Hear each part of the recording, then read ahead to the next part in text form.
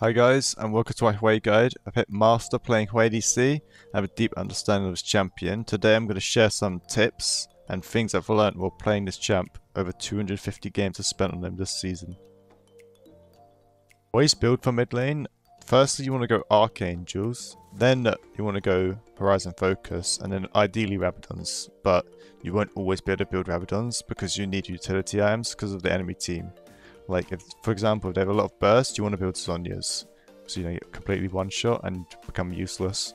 If they're building a lot of MR, then build Crypt Balloon. Don't buy Void Staff because it's just too expensive and it's not worth it. Because Crypt Balloon gives so much utility, it gives vision, it gives healing, and it costs less, and you only lose 10% Magic Pen. If they have heavy AP or burst, build Banshees. It's really strong, and the Magic Shield is very strong against stopping them from engaging on you. Shadow Flame can be good sometimes, but in my opinion it's just a worse Rabadons, so try to build Rabadons whenever you can instead. Buy a Dark Seal whenever you have spare gold on base, it's just really OP, and try to complete your T2 boots like as soon as you get Archangels if you're mid lane. It's up to you. You can also build Ludens mid lane, it's good as well. Both are good, but Archangels is just a safer playstyle where you have a lot more ability haste, and you can play a lot more up because you have no cooldowns on a mana shield. Now for the runes on Hwei, what I take on mid lane is Arcane Comet or Summon Airy into melee matchups. You can take Summon Airy, it's really OP since you can use your autos to constantly proc it on them. Mana Flow Band, Transcendence, and Scorch. You can also take Gathering Storm instead of Scorch if you prefer that. It's your preference really. And for the secondary tree, I take Inspiration, Triple Tonic. It just gives some gold and it gives you a free skill point, and that's just really strong. Being up a skill point like a whole level effectively on your abilities against enemies is really strong. Adds to your damage and CC because you just have an extra point on E for free early game. And Biscuits because Hwei struggles with mana in lane a lot. And for the shards, personally I go double offensive. I don't take attack speed rune because I just don't really need it. I'm used to last hitting like really well without attack speed rune, so I could just not go it, and it gives my damage early just a bit more extra. For HP, you can go scaling HP into like non-challenging matchups, but for like hard matchups, you probably want to go early game health. Here's a really important setting on Hwei you should use. So without the setting on, clamp cast target location within max range.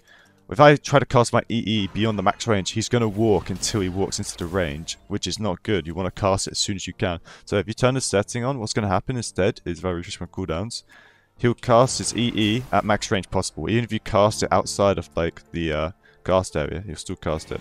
So it's really useful for hitting your skills consistently and making sure they go off as soon as they can. I recommend having this setting on.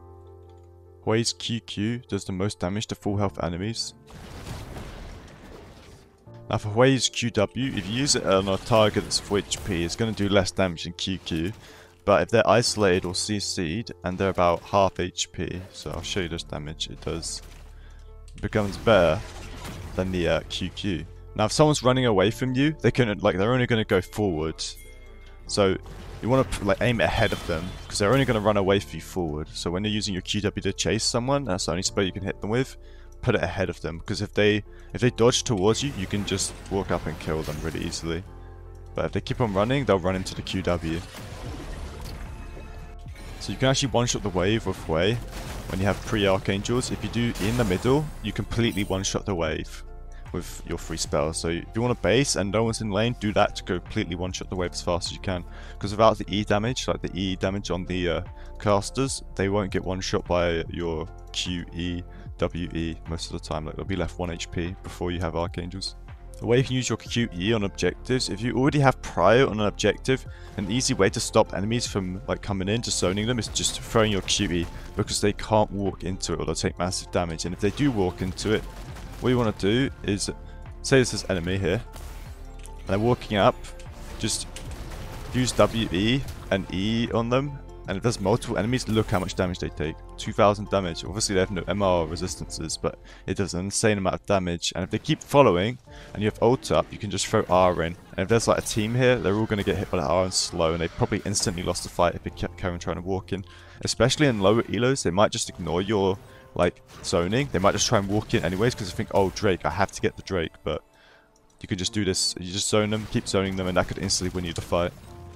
Another way to catch enemies off in lane is to QE the wave, EE them, and then WE straight away, and auto to get your last proc off. It does an insane amount of damage early. It's really good at trading early. Here's some basic stuff to stop people from chasing you. So, for example, okay, this guy, like, the enemy team is chasing us, and we have to full run. So what you can do is WQ, QE, and then throw EW or EE backwards. If it's one guy who's like more head than the others, then throw EW so he gets rooted first. But if it's a whole team, turn around and EE if you can do that without dying. It's really strong for getting away. They will not catch you ever if you do that. Your whole team can easily get away. Just going to show how strong Hwei's WW is. So it instantly shields you a bunch, and it constantly refreshes the shield on you. So it's half as effective on allies, but you can still use it to help your team if they're like ignited and they're about to die. You can WW them. It's still going to shield them a decent amount. It is reduced by 50%, but you can save them still. Or any burn you can save your team with. But on yourself, it constantly refreshes it, and on allies, it constantly refreshes it. So if people are full engaging you and you shield yourself, it can also be very strong for winning the fight. Hwei's WE can be used to restore mana. If you use only auto attacks when WEing, you'll restore a total of 45 extra mana that it costs to cast. So it's very strong, and it does a lot of extra damage. Just a note, you can use it on towers, you can use it on objectives like Baron or Dragon, but you can't use it on plants, and you can't use it on wards. It won't work, so don't try it on them. It'll work on champions obviously too. Now here's how you get 10 times better at Hwei. This simple trick, just whenever you are about to use like EQ or something and someone's like far away but they're chasing you but they have a dash or something, don't just try and EQ them at max range, because they're going to avoid it and then they're going to dash onto you because it's so easy to dodge. Look how, if this is a person and you threw that, they could easily dodge to like the left or the right, and then they'll use their dash or flash to jump on you. Instead, just hold your E like this. If they try to engage you, you could just throw it if they're on top of you. Like it shows to them that you're ready to counter them if they jump on you.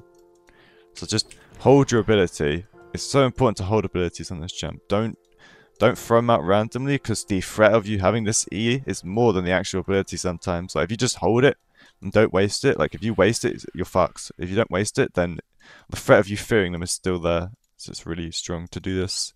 Also, say Zed ults you, he's going to appear behind you. Pre-cast the first bit of your E, then Q. As soon as he comes out of his ult behind you, you can just turn around and Q him. So you do EQ instantly. As soon as he comes out of his ult, and he can't just one-shot you. If you ever want to check a bush on Hwei, just throw EW in it, because it gives vision, and if someone's in there, they're going to get instantly rooted, and then you can just follow up QQ, R, whatever. Make sure you WE as well between that, so you get maximum damage off with your passive procs. That's an easy way you can check bushes. So here's how you use Hwei ult properly. When you ult someone and you have QW coming up, wait until the ult is about to go off. They still can't dodge because they're extremely slowed, and then QW. You want your QW damage to go off after the ult damage goes off. It does more damage, like extra 100 or 200 damage if you do it like that. If you don't do it like that, people can live on 1 HP.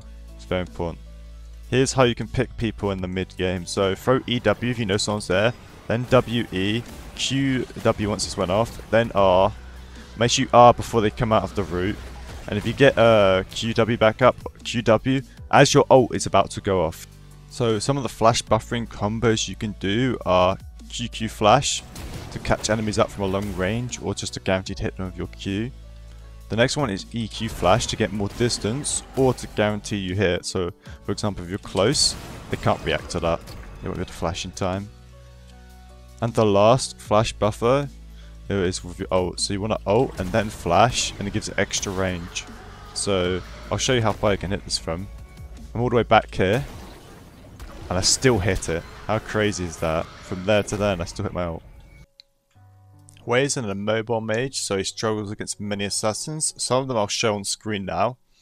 What you want to do is try and hold your E until you absolutely need it. For example, Kata, don't try to throw it when she's at max range. Wait until she blinks on top of you, then use your E, because you can't do anything more. You'll miss it at max range for sure, because she'll just blink to you. But if she blinks on top of you, you're guaranteed hit. Don't waste it, because if you do and you have no flash, she can just solo kill you. Use your WE to keep your mana high early. Just use it on cooldown pretty much to keep your mana high.